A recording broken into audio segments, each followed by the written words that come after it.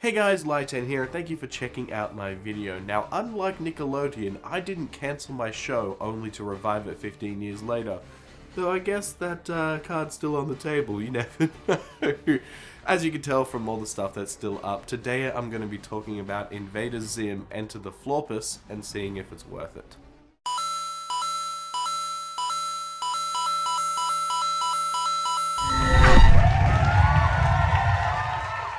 Invader Zim was a show that aired in 2001 for 2-ish seasons on Nickelodeon. If you want to know more about what I think about the show, then you can watch my review of it here. After you've done that, come back so we can continue with this review. Released on the 16th of August 2019, which is over 15 years since the show was cancelled. The movie starts with some time being passed, about a year or so, since Zim just vanished off the face of the earth. In that time, Dib has been on a constant lookout to see if Zim or any other Urkin will return. Gaz thinks that this is all silly and that they won't return. Oh wait, there they are. Now Zim is back, so it's up to Dib to try and stop him. But there is one little problem. After a year of sitting in his chair, he's become all gross and incapable of fighting back. That was Zim's plan all along, to make Dib not a threat to his plans. The problem is, though, is after waiting so long for this moment, Zim can't remember phase 2 of his plan. So he ends up failing again, and he just can't cope with it. Will Zim get out of his depression to conquer the world another day? Will Dib get out of that chair? Will Gaz be alright after smelling Dib? Oh,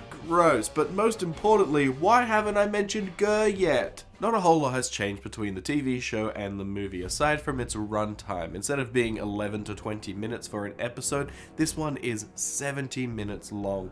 But they kept the same art style, so it's the same, hard angles and rhombuses and square-shaped character heads, and the same art palette is back as well, with a lot of muted colors and a lot of reds and purples and blues.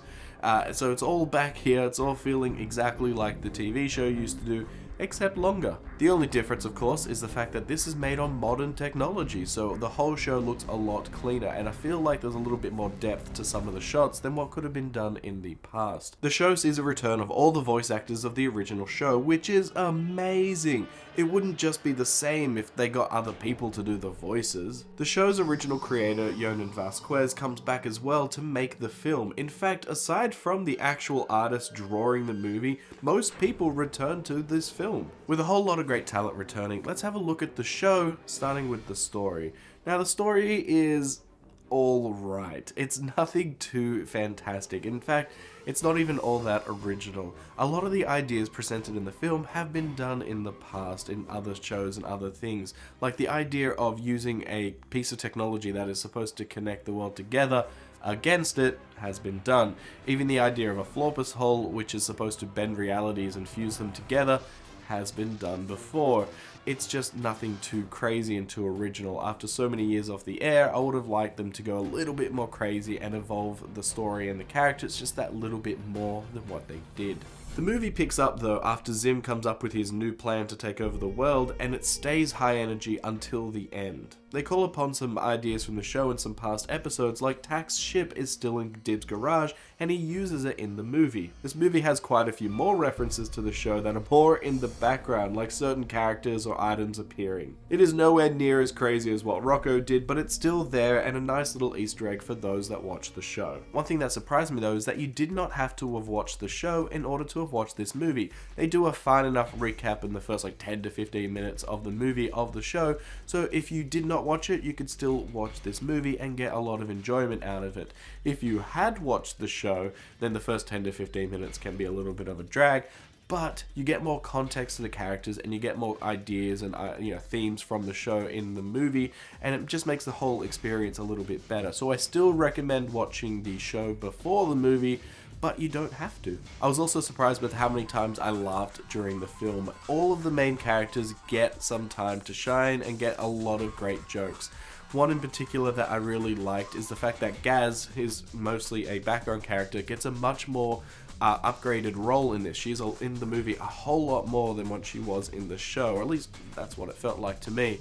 And because of that, she is hilarious. There is one scene where she's telling Dib not to interfere with their dad's presentation, and Dib's like, okay, I'm not gonna do it. And then she does this crazy death threat eye stare to him and like backs out slow. It's so good. It's so funny. It made me and my girlfriend laugh so much because it's like, it's just so over the top, and it's what Zim is known for. Gurr also gets some time in the spotlight with lots of great and zany jokes. Nearly everything he did either made me smile or laugh. But I feel like he was the least used character in the entire movie, and I adore him, so I was sad that we didn't get to see more. It might be because they gave Gaz a bigger role in the movie, or maybe they couldn't think up jokes, I don't know, but whatever the case may be, I just wanted more Gurr. But what we got instead is a whole lot more Zim and Dib. Well, they are the main characters, so that does make sense. They too made me laugh. The whole start of the film was pretty funny and so on point to what Invader Zim should be. Gross, stupid, fun. I love it when Zim is depressed and he talks about trying to create a clone of Dib's father, Membrane, but he could never get the pudding recipe right, which ruins the whole thing. What's the point of even trying? And the funniest part is that Dib's dad doesn't even make pudding, so the whole illusion wouldn't have worked anyway. It is so silly, and the fact that this point comes back later is also really funny. When doing some research into the film, I found out that Nickelodeon had actually been asking Vasquez to come back and make a movie for quite a few years. That surprised me because I thought that Nickelodeon just forgot about this show after it cancelled it because it never really showed any interest in reviving it before, but apparently they have been trying to revive it, but Vasquez was like, oh, I'm busy at the moment, or I've got other things, or I'm just not in the right frame of mind to make a new Zim cartoon. And so when he finally did come back, it was on his own terms, and he's like, alright, I don't want to make a new TV show, which is what Nickelodeon wanted. Instead, he was going to make a 6-episode miniseries. And then after that, he was like, oh no, I'm just going to do one big movie.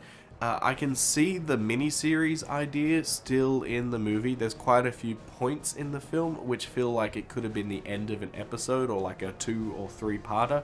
So some of those elements are still there. If you watch my review on the TV show, you will know that one of my complaints is how exhausting the episodes could be, and sadly that exhaustion is present in the movie. Zim and Dib still yell nearly every line that they have, and especially when they're talking to each other, it's just all yelling. The thing is though, the runtime is much longer than an episode, so we have more scenes where the characters aren't yelling and they're just doing something else, so I didn't get nearly as exhausted as I thought I was going to be. My other main complaint about the show was Dib, and here, even though he is the same character, they have altered him and made him a little bit more human and a little bit more likable. A big focus of the film is him trying to connect with his dad, and that is present in the show, but here it's a focus. So all in all, I wasn't annoyed with Dib, and I actually enjoyed his character arc in the film. In my opinion, I think that Invader Zim Enter the Florpus was worth it.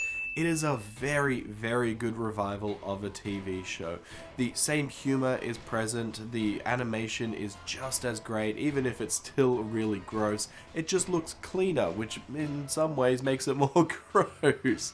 I think that the fact that all of the talent returned, including the creator and all of the voice actors, just makes that show a little bit better because it just feels more authentic. I did have some complaints with the movie, with the first 10 to 15 minutes just being pretty much a recap and just like trying to catch people up with the movie that hadn't watched the show, and that went on for far too long in my opinion. It still had lots of great humor sprinkled throughout, so it did make me laugh and I was happy to watch it. I just wish that that part was shortened down and more time was spent on the main plot, because after it kicks off, then it's really high energy and it feels more like an Invader Zim episode as a movie. And that's the biggest praise that I can give it.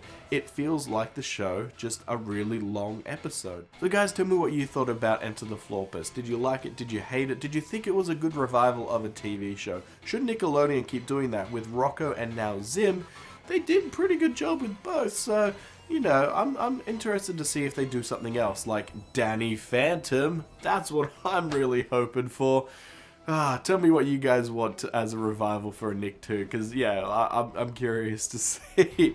Anyways, don't forget to like and subscribe, comment down below, anything you want to do, that'd be fantastic, and I'll see you guys next time.